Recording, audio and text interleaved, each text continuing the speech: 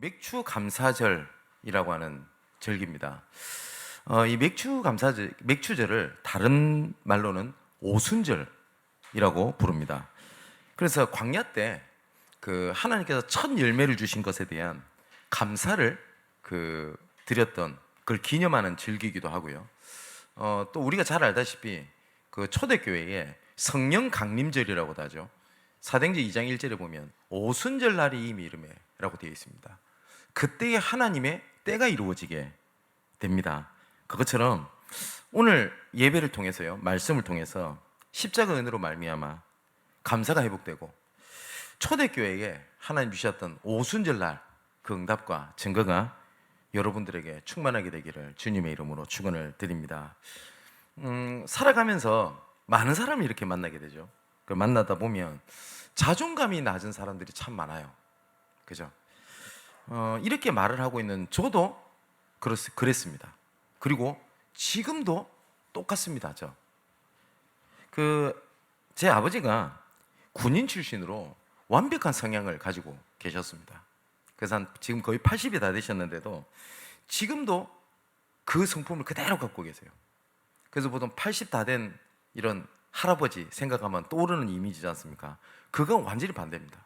지금도 자세를 올곧게 하시려고 굉장히 노력을 하시는 분이고, 이 꼼꼼함이 너무 지나치다 보니까 옆에 있는 사람이 숨이 막힐 정도로 꼼꼼합니다. 그러다 보니까 어떻겠습니까? 그죠? 그리고 또 얼마만큼 이 행정력이라든지 이게 꼼꼼하냐냐, 제 아버지가 야구를 워낙 좋아하세요. 롯데 자이언츠. 네, 아시다시피 야구 더럽게 못하죠. 근데 한 번쯤 잘할 때가 있었어요. 그러면 스크랩을 하세요. 한번 기회가 되면 제가 사진을 한번 찍어와서 한번 보여드리고 싶은데, 이 스크랩을 한 게 일반 사람들이 재미있어서 스크랩한 수준이 아니에요. 딱 봐도 잡지라고 할 만큼 그걸 또 복원을 다 하십니다. 그 정도로 꼼꼼하세요. 그리고 어릴 때부터 나름 자수성가를 하셨다라고 하는 분입니다. 그리고 정말 가족을 사랑하셨어요. 어릴 때 보면 어른들이 공통적으로 하는 말 있죠. 나 네 말 할 때 공부 잘했어. 그죠? 거짓말 다 하잖아요. 제 아버지도 그 말씀 하셨거든요. 근데 제 아버지는 학생 시절 때 성적표를 지금도 갖고 계세요. 근데 제가 눈으로 확인했어요. 전교 2등. 근데 아버지께서는 사관학교를 가셨어요. 군인이 되고 싶었냐? 그런 거 아니었어요. 육형제를 가난한 집안을 먹여 살려야 되겠다는 것 때문에 월남전에 가셨거든요. 애국증시 투철 하셨던 거냐? 아니랍니다. 위험수당, 그걸로 가족을 하려고요. 그냥 굉장히 이타적으로 사셨고 완벽주의고 꼼꼼한 성품이셨어요. 저는 그런 사람이 아니었고 지금도 그렇지가 않습니다. 지금도 허점도 많고요. 아버지하고 완전히 반대입니다. 그러다 보니까 아버지께서 얼마나 제가 답답하셨겠습니까? 항상 지적을 받았어요. 항상. 근데 지적받을 만 했어요. 워낙 잘하셨던 분이었기 때문에. 그러니 그 환경 속에서 자라놓으니까 저한테 뿌리 깊게 딱 내려있는 게 있습니다. 그게 뭐냐? 나는 못해. 나는 안 돼. 나는 할 수 있는 게 없어. 라는 낮은 자존감을 계속 품고 살았습니다. 이런 환경 속에 어설프게 복음을 하니까요, 하나님 앞에 저만큼 부족한 사람이 없는 거예요. 너무나 못났고 겸손이 아니라 사실적으로 저는 할 수 있는 게 아무것도 없는 겁니다. 참 비참하죠. 그런데 이런 상태가 하나님 앞에 은혜가 될 줄은 저는 몰랐습니다. 이게. 그래서 찬송가 305장에 보면 나 같은 죄인 살리신 이 찬양 있죠. 나 같은 죄인 살리신, 이런 나를 하나님이 구원하셨다는 게 그렇게 감사해요. 저는 목사입니다. 목회자로서의 하나님께 감사한 것도 있겠죠. 근데 저는 지금도 나를 구원하신 하나님, 하나님의 자녀라는 단어를 눈을 감고 하나님 앞에 묵상하면 지금도 감격이 됩니다. 이건 제가 믿음이 좋아서가 아니라 어떤 배경 속에 살았는지 말씀을 드렸죠. 진짜 아무것도 아니거든요. 나중에 헌금송에도 찬양 드릴 거 아닙니까? 주님, 내가 여기 있사오니 가진 것 모두 주께 드리니. 저는 가진 것도 없었어요. 신학교 가면 이 찬양 많이 부르거든요. 뭘 드리고 왔다는데, 다른 신학생들은 다 포기하고 왔다는데 전 포기할 것도 없었어요. 정말 드릴 게 없었어요. 이런 나를 바울이 고린도 교회에 그 은혜를 얘기를 한 겁니다. 고린도전서 1장에 이렇게 얘기를 하죠. 십자가의 도가 멸망하는 자들에게는 미라는 것이지만 구원을 받은 우리에게는 하나님의 능력이 됨이니라. 여러분, 아마 구원받지 못한 자들이 제가 그렇게 자존감이 낮은 상황에서 하나님의 자녀라는 것 때문에 감격하고 행복해하고 눈물을 흘리고 이런 모습 보면 이해가 안 될 겁니다. 어쩌면 이렇게 볼 수도 있다고 봅니다. 광신도.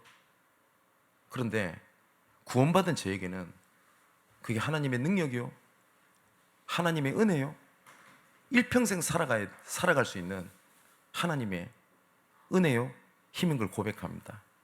그리고 바울이 이렇게 얘기를 해요. 우리의 부르심을 봐라. 육체를 따라 지혜로운 자가 많지 아니하고 능한 자가 많지 아니하며 학벌 좋은 사람도 많지 아니하지 않냐. 그렇죠. 우리가 이런 생각이 들 거 아닙니까? 세계복음 하려면 정치, 연예계 복음해야 되니까 수많은 능력이 있는 인기 있는 연예인들, 그리고 선교해야 되니까 정말 경제인들, 힘 있는 사람들이 모여야 뭘 일을 할 수 있을 것 같잖아요. 근데 주변을 돌아보니 오히려 문제 많고 연약한 사람이 더 많네요. 바울이 그 얘기를 하는 거예요.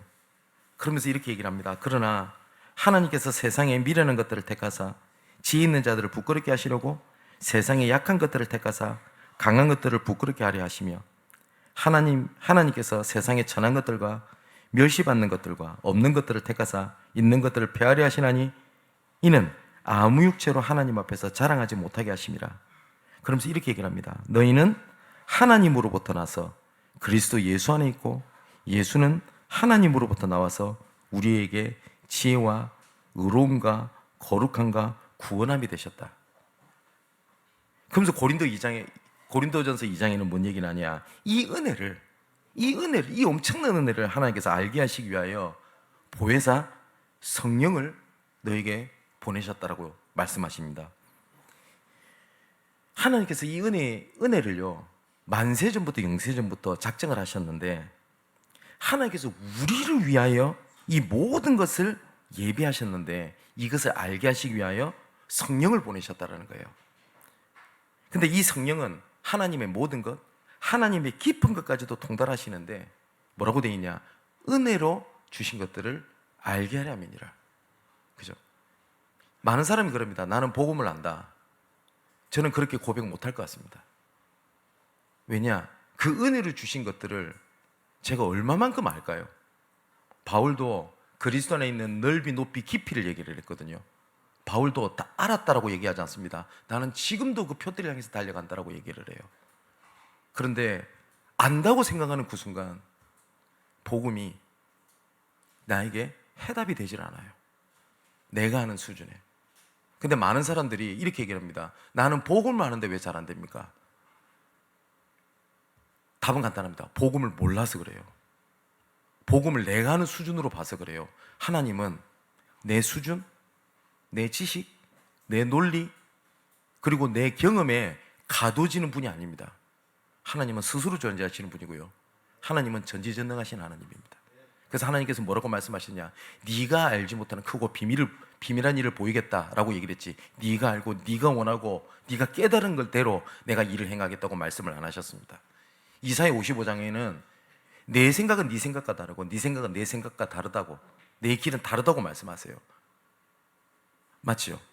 자, 그리고 고린도전서 3장에 지난주에 이런 말씀 나눴죠. 이 은혜로 주신 것들에 대하여 열매를 맺게 하시는 밭으로 나와 내 현장의 모든 것을 예비하셨습니다. 밭으로. 그리고 이 밭에 올바른 것이 심겨져 열매를 맺게 하시도록 하나님께서 부르셨습니다. 또한 하나님의 성전으로 구별해서 하나님이 부르셨습니다. 그러면서 이 모든 것을 사역자나 세계나 생명이나 사망이나 지금 것이나 장래의 것이나 다 너희 것이요, 너희 것이고 너희가 그리스도의 것이다. 무슨 말이죠? 다 하나님께서 너희를 위해서 은혜를 주신 것을 이거는 맞고 이것은 틀렸고 나는 이게 좋고 저게 좋고 왜 그러고 있냐 라고 바울이 고린도전서 3장까지 이렇게 얘기를 했습니다. 자, 이처럼 하나님은 우리를요 세상에 살지만 세상에 속하지 않는 자로 부르셨습니다. 바울은 빌립보 3장 20절에 우리의 시민권은 하늘에 있는지라, 세상에 삽니다. 하지만 세상에 속해서 세상의 것으로, 세상의 얽매인 것으로 하나님께서 우리를 부르시지 않았습니다. 또 세상 속에 아주 작은 자 같잖아요. 그죠? 그런데 세상을 빛내는 자로 하나님이 부르셨다고 말씀을 하십니다. 오늘 본문에 그래서 하나님께서 뭐라고 말씀을 하시냐니까 1절에 이렇게 돼 있죠. 우리를 그리스도의 일꾼이요 하나님의 비밀을 맡은 자로 여길지어다. 여기 그리스도의 일꾼이라고 되어 있습니다. 자, 산업의 일꾼 이러면 산업을 아는 자가 그 일꾼이 될 수 있겠죠. 그럼 그리스도 일꾼이란 말은 도대체 그리스도께서 어떠한 은혜를 가지고 어떠한 내용을 가지고 나를 이끄시고 나를 부르셨는지에 대한 그 은혜에 대한 체험입니다. 이것은 어떤 도 닦는 것이 아니고요 인격적인 만남과 인격적인 체험입니다. 사랑하는 성도 여러분, 아마 내 스스로에게 이렇게 질문하면 어떨 것 같습니까? 여러분, 아까 우리가 찬양했잖아요. 이전보다 더욱 주를 사랑합니다. 하나님께서는 우리에게 인격적으로 나타내셨고 심지어 인격적으로 나의 자기를 드러내시기 위하여 어느 정도까지 하셨냐니까 우리의 육신하고 똑같이 있고 우리의 모든 질고를 짊어지고 우리의 모든 것을 이해하시고 그걸 좀 어려운 단어 체휼이라고 합니다. 체휼. 내가 직접 경험하고 이해하는 걸 체휼이라고 하거든요. 우리를 체휼하시고 뭐라고 말씀하시냐니까 내가 너를 위해서 죽었어. 그리고 이렇게 말씀하십니다. 왠지 알아? 내가 너를 그렇게 사랑한다 라고 인격적인 하나님으로 나타내셨어요. 관념적인 하나님으로 나타나신 게 아니에요. 모든 종교들이 말하는 신은요 관념입니다. 신념입니다. 근데 하나님은 우리에게 그렇게 오시지 않고 인격적으로 다가오셨어요. 우리를 쓰다듬으시고 위로하시고, 아까 제가 고백했듯이 저는 제 무너짐, 나약한 부족함이요 저는 제가 부족한 줄 알았어요. 저는 제가 상처를 받은 줄 알았어요. 근데 성경에는 뭐라고 되어 있니까 그게 전부 다 하나님을 떠난 죄악 때문에 그렇습니다. 하나님을 떠나 있는 상황에서 내가 하는 모든 것이 하나님 앞에 죄악입니다. 성경에서는 그거 죄라고 얘기를 해요. 그런데 이 죄악은 해결할 방법이 없어요. 내가 몸부림쳐도 안 돼요. 그런데 하나님께서 이 부족함 속에, 고통 속에 있게 하신 것은 왜 그런지 압니까? 그 사망에서 생명으로 옮기시려고 하는 하나님의 은혜였습니다. 그죠? 나는 힘들었던 과거가 아니라 그때가 아니었다면 내가 그리스도의 은혜를 내가 알지 못했을 것인데 어느 날 저한테 주신 은혜가 있습니다. 모든 것이 하나님께서는 그리스도를 알게 하기 위하여 주신 은혜지 상처거나 갈등이나 어려움이 아니라는 겁니다. 아, 그 그리스도 은혜 안에 있으니까 문제가 아니구나. 모든 것이 계획이구나. 불신자는 멸망이라는 것밖에 없는데 하나님의 자녀에게는요 계획이라는 게 있어요. 이 속에 있었더니 하나님께서 응답이 이전에 말씀으로 해답을 주시는 겁니다. 제가 몇 번 제 신앙 고백을 드렸죠. 그리스도는 모든 문제 해결자. 저는 처음에 이해가 안 됐어요. 문제 해결이 안 돼요. 진짜 안 되더라고요. 안 믿어지는 게 아닌데 안 되더라고요. 어느 날 하나님 은혜를 주셨습니다. 모든 문제 해결자라는 것은 하나님께서 우리의 구원은 완전하다는 말이고요. 그리고 어떤 것도 구원 안에 있는 나에게 문제가 안 된다는 겁니다. 주 안에 있는 나에게 땅 근심이 있으랴 십자가 밑에 나아가 내 짐을 풀었네. 그것을 예수께서 어디서 해결하셨냐? 갈보리산 위에서 그 문제를 해결하셨습니다. 그리고 부활하셔서 이렇게 말씀하셨습니다. 하나님의 나라 일을 말씀하셨다고 되어 있어요. 그게 무슨 말이죠? 그러면 나한테 있는 것들은 넘어서야 되고 문제가 될 일이 아니라 하나님의 나라 일을 위하여 예비하신 하나님의 은혜라는 거거든요. 이걸 가지고 하나님께서는 뭐요? 땅끝까지 증인되게 하시겠다고 말씀하신 겁니다. 우리의 증인되게 하겠다는 것이 뭘 이루고 잘 되고 해서 증인되는 것도 증인되겠죠. 나 같은 죄인 살리신 주 은혜가 놀라와 잃었던 생명 찾았고 참 자유 얻었네. 이렇게 무너질 수밖에 없는 나를 구원하신 하나님, 그게 증거입니다. 환란이 올 수 있어요. 근데 그 환란이 선교 시대를 열었고요.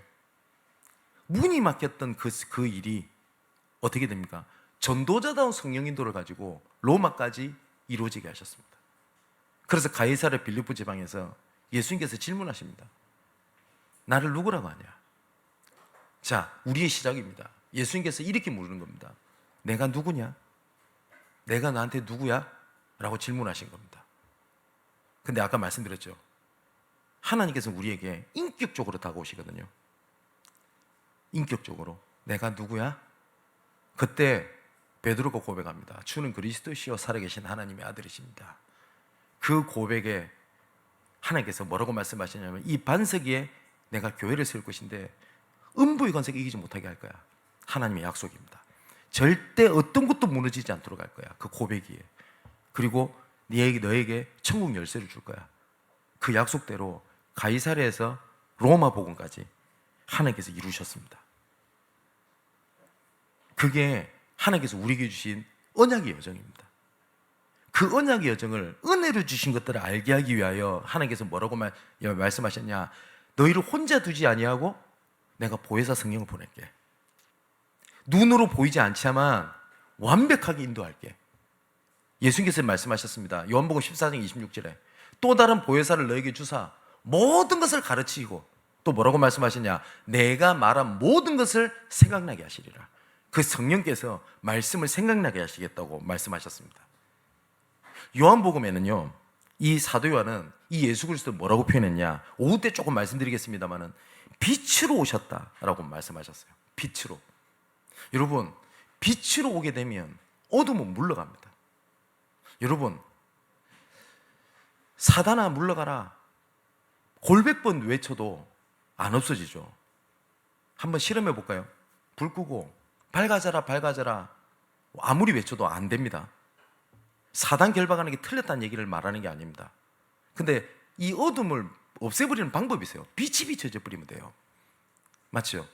흑암 가득한 현장에 하나님 빛 대신 그리스도께서 이 시간 임하여 주옵소서. 그러면 흑암은 무너지게 돼 있습니다. 자, 깜깜한 가운데 내가 인생을 살아왔어요. 너무 상처가 많은 거예요. 왜 나는 문제가 많지? 왜 나는 자꾸 갈등만 오지? 왜 나는 자꾸 넘어짐이 계속되지? 계속 넘어지는 거예요. 그러다 보니까 무서워요. 이제 언제 어디서 뭐가 걸릴지 모르겠는 거예요. 그런데 빛이 비춰지게 되니, 그리고 뒤를 돌아보니까요, 내가 걸려서 무릎이 깨지고 넘어지고 상처 입었던 그 넘어짐에 있던 것이 전부 다 뭐인지 압니까? 그게 전부 다 금덩어리였어요. 이해되십니까? 내 인생에 빛 대신 그리스도께서 임하게 되니까 지나갔던 모든 것들이 걸림돌이나 넘어짐이 아니라 하나님께서 우리를 위하여 예비하신 하나님의 은혜였다는 걸 알게 됩니다. 바울이 빛 대신 그리스도가 임하게 되니 내가 이전에 예수님을 핍박하고 교회를 잡아 죽이고 했던 그 일이 하나님 앞에 기쁜 마음으로 순교자로 드릴 수 있는 은혜의 발판이었지 아무랬던 과거가 아니었습니다. 여러분의 인생에, 여러분의 앞길에 빛 대신 그리스도의 하나님의 능력이 임하게 되기를 바랍니다. 그리스도의 일꾼입니다. 그리고 또 뭐라고 되어 있냐? 하나님의 비밀을 맡은 자로 여길지어다 라고 되어 있습니다. 이 하나님의 비밀이라고 되어 있거든요. 여러분, 비밀은 모르는 사람은 절대 모릅니다. 근데 아는 사람은 그것만큼 당연하고 쉬운 게 없어요. 저희 집 비밀번호가 있습니다. 예, 7자리입니다. 순간 얘기할 뻔했네요. 7자리를 경우의 수로 알아맞히려면 거의 제로입니다. 여기 계신 분들 아무도 저희 집 못 들어올걸요. 근데 저는 눈 감고 누릅니다. 언제든지 들어가서 언제든지 쉴 수 있고 밥도 먹고 화장실도 가고 다 할 수 있어요. 그걸 우리 뭐라고 하죠? 비밀번호라고 얘기를 하죠. 하나님의 비밀을 아는 자들에게는 이것만큼 감사하고 능력이 없는데, 이 비밀을 모르는 자들에게는 이것만큼 이해가 안 되는 것이 없어요. 그래서 예수님께서도 마태복음 13장에 천국의 비밀을 말씀하시면서 왜 예로 드냐 이렇게 말씀하셨습니다. 알아듣는 자는 알아듣고 못 알아듣는 자는 못 알아듣게 하기 위함이라고 되어 있습니다.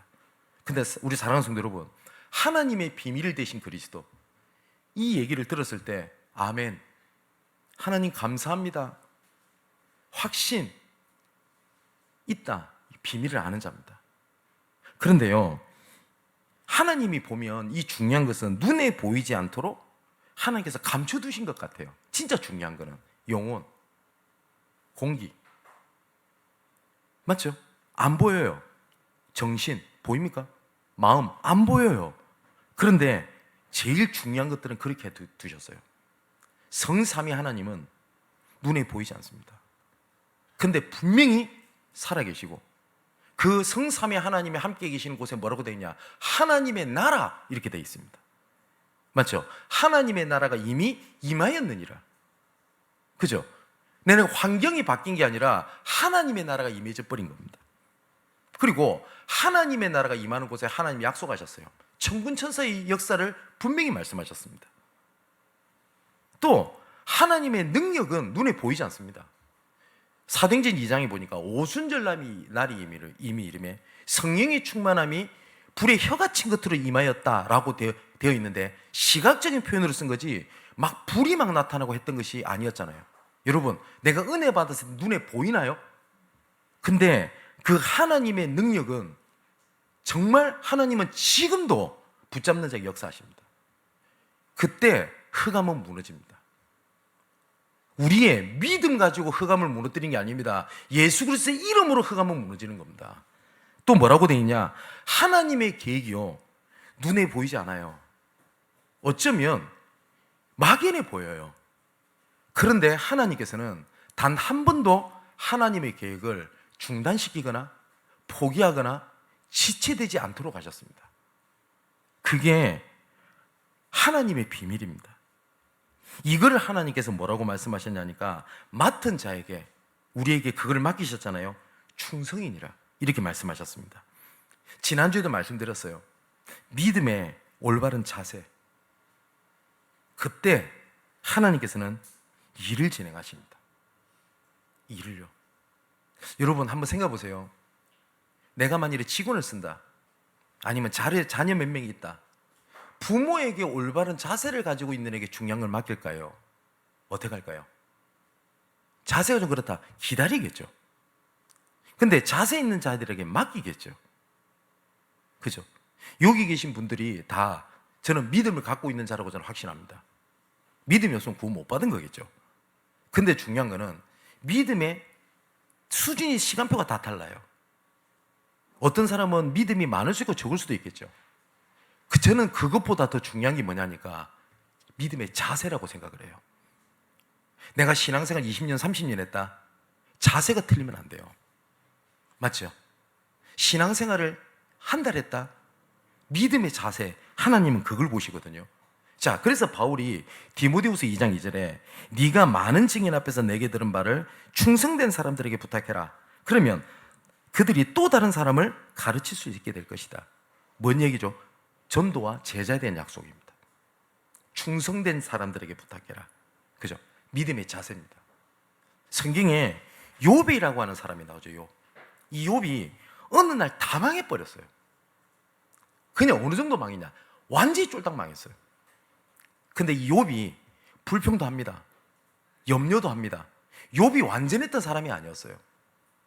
욥이. 욥기 3장 25절을 보면 욥이 이렇게 딱 얘기합니다. 내가 평소에 두려워하던 것이 나에게 미쳤구나. 사단은 딱 어디 부분 건드렸냐니까 욥이 평소에 연약했던 거, 염려했던 그걸 딱 타고 들어왔어요. 그리고 완전히 망해버렸어요. 그런데 욥이 불신앙도 하고 염려도 했지만 자세를 잃지 않았거든요. 어느 정도까지 망해버리냐니까 자녀가 다 죽어버리고요, 집은 다 무너져버리고, 몸에 온갖 전염병이 생겨가지고 너무 간지러우니까 성경에 기와장을 가지고 욥이 자기 몸을 긁었다고 돼 있어요. 그런데도 하나님 원망 안 하거든요. 옆에 있는 아내가 했던 말입니다. 야 인간아, 그냥 하나님 욕하고 죽어버려라. 우리가 옆에 있는 사람이 그럴 수 있어요. 어떻게 복음한 사람이 저럴 수 있어? 어떻게 믿는 사람이 저럴 수 있어? 또 스스로 그렇게 합니다. 나는 믿는 사람인데 불신자 가족에게 어떻게 이런 모습 보일 수 있지? 그럴 수 있잖아요. 그때 욥이 했던 말입니다. 이 어리석은 여자야, 내가 하나님 앞에 복을 받았은즉 하나님 앞에 저주도 받지 아니하겠냐. 욥은 복을 주신 하나님을 받던 게 아니에요. 그냥 하나님을 봤어요. 그러면서 이렇게 얘기합니다. 주신 자도 여호와시요 거두신 자도 여호와시다. 자세가 다르죠. 내가 올 때 무엇을 가져온 것도 아니다. 그리고 갈 때도 내가 무엇을 가져가는 것도 아니다. 모든 영광을 내가 하나님께 돌려드린다. 내가 가는 길을 주께서 아신다. 완전히 망했을 때 하는 일입니다. 어떻게 할까요가 아니었어요. 하지만 나를 단련하신 후에는 주께서 나를 순금과 같이 나오게 할 것이다. 내 발이 그의 걸음을 바로 따랐고 내가 그의 길을 지켜 치우치지 아니하였고 그의 입술의 명령을 어기지 아니하고 말씀을 귀히 여겼다. 제가 그토록 얘기하는 겁니다. 올바른 말씀의 자리와 흐름 속에 있었다라고 고백하잖아요. 그리고 난 다음에 이렇게 얘기합니다. 그의 뜻이 일정하시니. 욥이 뭘 얘기하죠? 나를 향한 그 뜻은 내가 망할지라도 일정하다고 고백하잖아요. 일정하시나니 누가 능히 돌이키랴. 그의 마음에 하시고자 하는 일이 있으면 그것을 행하시나니 그런즉 내게 작정한 것을 이루실 것이라. 그러면서 이렇게 얘기합니다. 이런 일이 그에게 많이 있느니라. 근데 이 부분에 대해서 친구들이 옆에서 계속 논박을 한다고요. 24장에 딱 넘어가면 욥이 뭐라고 고백하는지 아세요? 어찌하여 하나님을 아는 자들이 주께서 작정하신 그날을 왜 보지 못하냐? 욥이 했던 얘기입니다. 욥의 자세입니다. 자, 다윗 보세요. 똑같이 문제가 왔어요. 블레셋이 쳐들어왔습니다. 골리앗 많이 들으셨죠? 지금 유추해 보면 골리앗의 키가 2m 90 정도 됐다고 합니다. 엄청나죠? 모든 사람들은 블레셋과 골리앗이 들고 있는 무기를 쳐다봤어요. 다윗은 다른 걸 봤어요. 뭘 봤죠? 나는 만군의 여호와 이름. 똑같은 장면에서 보는 게 달랐어요. 그죠? 이게 하나님의 비밀을 맡은 자가 이겁니다. 다니엘의 세 친구입니다. 사드락 메삭 아벳느고가 우상 앞에 드려진 재물을 먹지 않겠다. 분명히 다니엘서 1장 8절에 뭐라고 되어 있죠? 뜻을 정했다 안 합니까? 얼마나 무모합니까? 생각해 보십시오. 우리 양목교가 세계복음 하겠다. 여러분 그 피부로 와닿으세요? 얼마나 무모합니까? 그죠? 뜻을 정했는데 문제가 왔어요. 그래서 풀무불 속에 들어가게 된 겁니다. 그때 사드락 메삭 아벳느고의 믿음의 자세 보십시오. 주께서 우리를 구원하실 것이고 그렇지 아니할지라도 나는 우상 앞에 드려진 재물 먹지 않겠습니다. 응답받으면 된다 아니었어요. 응답이 없을지라도 비밀을 가진 자, 맡은 자에게 충성. 자, 다니엘도 어떻게 됩니까? 이제는 우상 앞에 절을 하지 않으면 사자굴에 들어가게 됩니다. 근데 뭐라고 되어 있죠? 다니엘서 6장 10절 20절에 전에 하던 대로 예루살렘을 바라보고, 예루살렘을 바라봤다는 말은 오실 그리스도를 바라봤다는 겁니다. 하나님 살려주세요. 어찌하오리까를 기도했던 것이 아니었어요. 전에 하던 대로, 전에 내가 오실 메시아를 바라봤던 언약대로 뭐라고? 감사함으로 여호와께 구하였더라. 하나님께서 사자굴에 들어간 다니엘을 살리십니다. 그죠? 뭐라고 고백하죠? 왕이 사자굴에 갑니다. 다니엘아, 여호와를 섬기는 다니엘아, 네가 평소에 섬기는 여호와께서 너를 구원하시기 능하셨냐? 그랬더니 사자굴에서 다윗의 소리가 들립니다. 왕이여, 왕은 만세수를 하옵소서. 평소에 왕에게 신앙하는 얘기거든요. 주께서 전날 밤에 주의 사자를 보내어 사자의 입을 봉하였으므로 나를 해치지 못하였나이다. 똑같은 고백입니다. 풀물 속에 들어가서 살리실 것이고 그리 아니하실지라도. 맞죠? 저는 세계복음화를 진짜 세계복음 하고 싶습니다. 정말 전도운동 하고 싶습니다. 근데 그리 아니하실지라도, 내가 그걸 못 볼지라도 저는 그 속에 있기를 원합니다. 여러분, 뭐 너무 놀라지 마시고요. 제가 점점 눈이 안 보입니다. 병원에서도 안 된대요. 별 생각이 다 들대요. 그런데 제가 하나님 앞에 이 고백을 했습니다. 많은 사람들이 보고 사는데 하나님을 보지도 못하고 하나님의 애통한 현장도 보지 못하고 살아가는데, 눈을 뜨고 살아갈 수 있을 동안 하나님을 보게 하셨고 하나님의 애통한 현장을 보게 하셨고 그 미래를 보게 하신 하나님께 감사함을 드립니다. 혹시 하나님께서 못 보게 하실지라도 그러면 하나님께 더욱 집중하고 하나님께서 하신 계획을 저는 이루실 줄 믿습니다. 그의 뜻은 일정하시니 반드시 그 작정하신 것을 이루실 것이라. 여러분, 믿음의 자세입니다. 너희를 그리스도 일꾼이요 하나님의 비밀을 맡은 자로 여길지어다. 맡은 자에게 구할 것은 충성, 믿음의 자세입니다. 자, 두 번째입니다. 여기 1절에 보면 사람이 마땅히 일이 돼 있어요. 근데 좀 이상하잖아요. 하나님이 우리를 그리스도 일꾼이요 하나님의 비밀을 맡은 자로 여길지어다 이래야 되는데 여기 뭐라고 되어 있는가? 사람이 마땅히 그랬습니다. 그러면 하나님께서 증거를 주시겠다는 얘기겠죠. 여기 보면 그 눈에 안 보인다라고 하는 단어를 보면 태싯이라고 하는 단어가 있습니다. 그래서 뭐 눈에 안 보이라, 암묵적 지식 이렇게 하면 뭐 영어로 태싯 날리지 이렇게 부르죠. 근데 이 암묵적 지식이라고 하는 것이 눈에 보이지 않아요. 그런데 그 사람은 움직여요. 내가 태싯, 숨겨져 있는 뭐가 딱 잡힌 게 있잖아요. 뭐라 설명도 안 되고 드러낼 수도 없어요. 근데 그게 사람을 움직여요. 눈에 보이지는 않지만은. 자, 그런데 미련한 자들은 눈에 안 보인다고 없다고 얘기를 합니다. 내가 원하는 것을 이루어지지 않는다고 하나님께서 응답을 안 하셨다고 얘기를 합니다. 시편 53편 1절에는 어리석은 자는 그의 마음에 이르기를 하나님이 없다도다. 그것만큼 어리석은 게 없어요. 그죠? 그래서 쉽게 판단합니다. 복음 가진 사람이 어떻게 저래? 나는 복음 가졌는데 왜 나는 그래?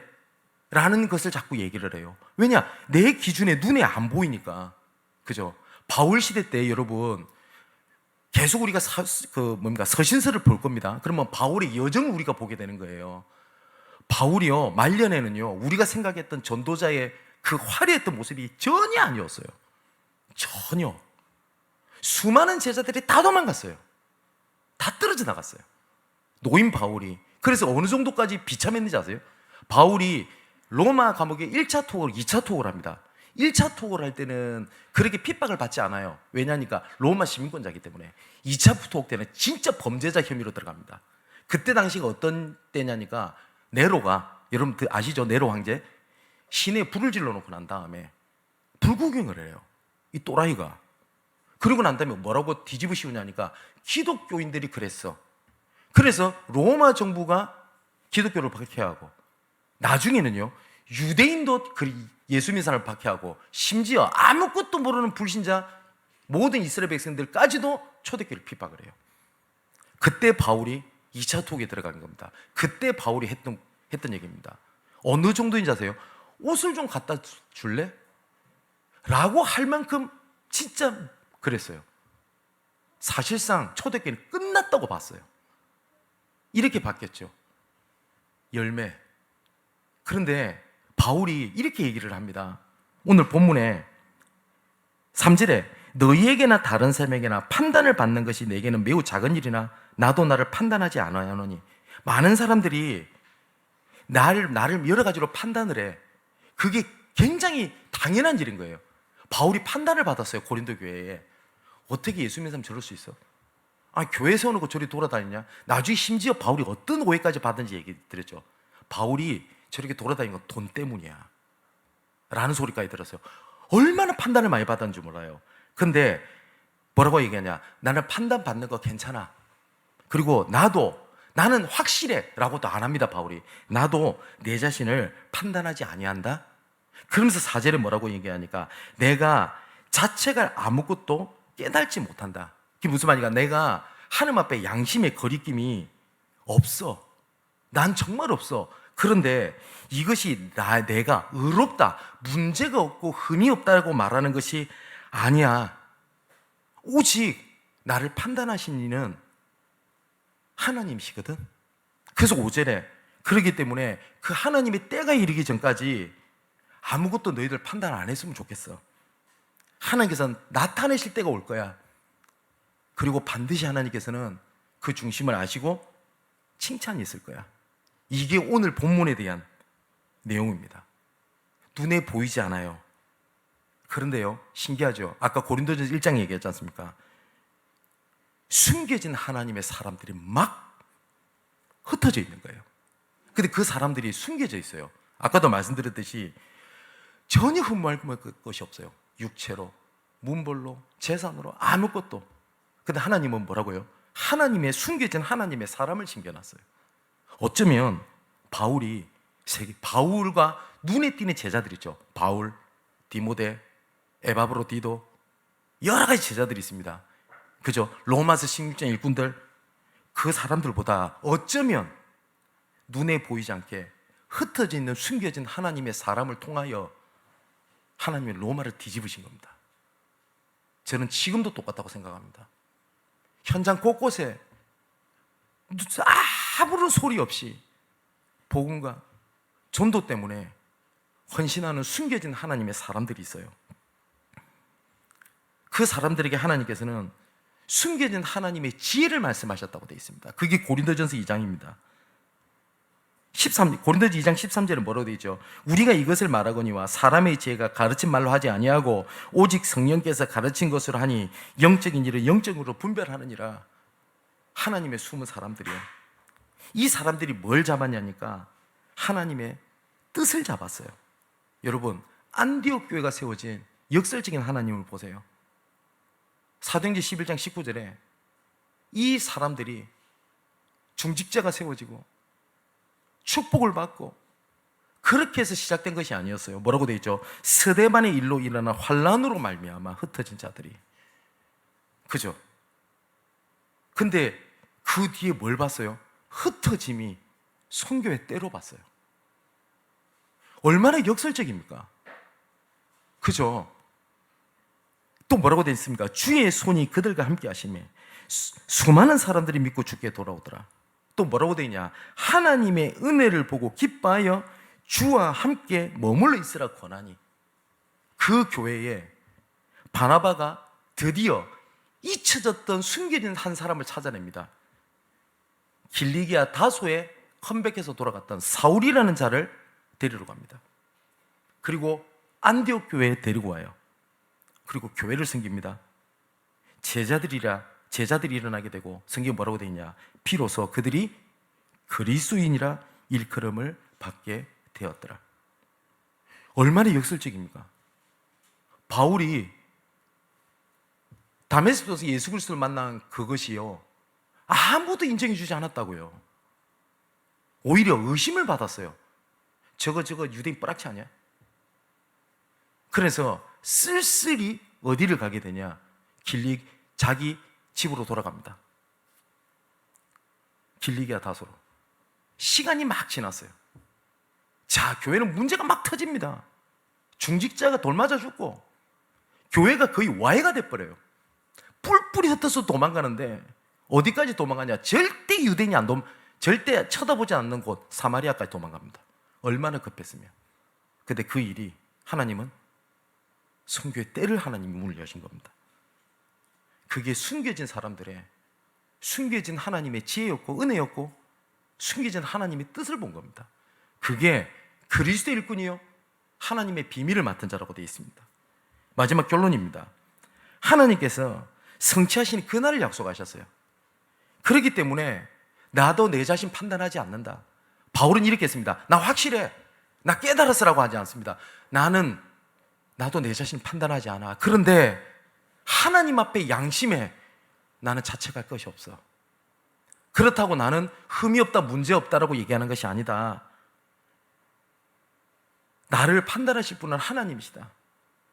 그렇기 때문에 하나님이 드러난 때를 나는 기다린다 라고 얘기를 합니다. 그 바울이 했던 고백입니다. 나의 복음은 영세전부터 감춰졌다가 감춰졌 그 은혜가 어떻고요? 이제는 나타나신 바가 되었다. 영세전부터 감춰져서 비밀스러워 있던 것을 하나님이 오늘 나에게 하나님이 나타나게 되셨다. 뿐만 아닙니다. 이 비밀이 세세 무궁하도록 있게 될 것이다 라고 말씀하셨습니다. 사랑하는 성도 여러분, 그리스도의 일꾼이요 하나님의 비밀을 맡은 자가 되십시오. 그때에 우리를 통해서 숨겨진 하나님의 사람들, 숨겨진 하나님의 지혜, 숨겨진 하나님의 뜻을 이루어 가실 것입니다. 세상에 많은 사람들도 있고 능력자도 있는데 육체로, 지식으로, 문벌로 아무것도 내세울 것이 없는데 하나님은 우리에게 그것을 맡기신 겁니다. 지금도 하나님은 이렇게 말씀을 하세요. 이사야에게 하신 말씀이죠. 내가 누구를 보내며 내가 누구를 위해서 일을 하겠냐. 애타게 그 한 사람을 찾아요. 그 한 교회를 찾아요. 근데 많은 사람들이 이렇게 얘기합니다. 알겠는데 지금 내가 급해요. 알겠는데 내가 지금 죽을 판입니다. 아니면 주님, 제가 저기 있으니까 쟤를 보내세요. 그 목회자가 해야 될 일이잖아요. 중직자가 해야 될 일이잖아요 라고 하는 시대에 주님, 내가 여기 있사오니 나를 그리스도 일꾼이요 하나님의 비밀을 맡은 자로 보내주옵소서. 그래서 하나님의 숨은 사람을 세우게 하시고 하나님의 숨은 지혜를 나타내게 하시며 하나님의 숨은 뜻이 이루어지게 하옵소서. 그 언약에 주역되시기를 예수 그리스도 이름으로 축원을 드립니다. 기도하겠습니다. 우리를 그리스도 일꾼이요 하나님의 비밀을 맡은 자로 부르신 아버지 하나님께 감사함을 드립니다. 스스로를 판단하지 아니하고 하나님의 때가 이르러 하나님의 뜻이 이루어지기까지 부르신 것에 충성하는 것과 그 안에 기쁨과 행복을 아는 여정으로 이끌어 주옵소서. 그리스도 안에 있는 비밀을 체험하는 은혜 위에 은혜가 넘치게 하시고 사람들이 마땅히 우리를 그리스도 일꾼이요 하나님의 비밀을 맡은 자로 여겨 또 다른 충성된 자를 일으켜 세우는 전도 운동이 세계 곳곳에 일어나게 하여 주옵소서. 이 일을 위하여 주님, 내가 여기 있사오니 나를 보내주시고 우리 양문교회가 여기 있사오니 양문교회를 통하여 이 일을 이루어 주시고 이 일에 함께하는 모든 성도들의 가정과 업에 하나님의 나라의 일을 성취시켜 주옵소서. 이 모든 말씀을 그리스도가 되시는 예수님의 이름으로 기도합니다. 아멘.